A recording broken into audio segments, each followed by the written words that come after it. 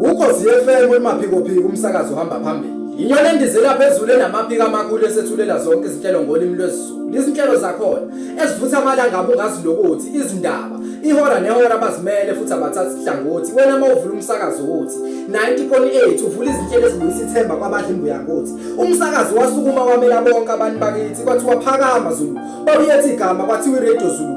Swethulela isigqoko besithulela zonke izinhlelo ngolimi lwesiZulu kusukela kudala ngo-1960 besimele kuze kube manje umhlaba usalalele umculo omnandi nisipha wona esiwulalele izinhlelo ezimnandi ezivusa abalaleli belele balalele emphakathini liphinde lilekelele. Ukhozi FM olumaphikophiko olihamba ujikelele nalapho bengafiki khona luphinde lufinyelele umondli wezindlebe zabalaleli. Inyoni eneseqaphini ngizimu Afrika izinhlelo zazo zonke izinkolo amaNazaretha namakatholika isikhonja somsakazo esikade safika umhabulo kwezamabhizinisi namanje abalaleli basasitika noma ngabe ukude kangakanani ekhaya kodwa Ukhozi FM olumaphikophiko lindiza lifika usabelo ngobese simbo.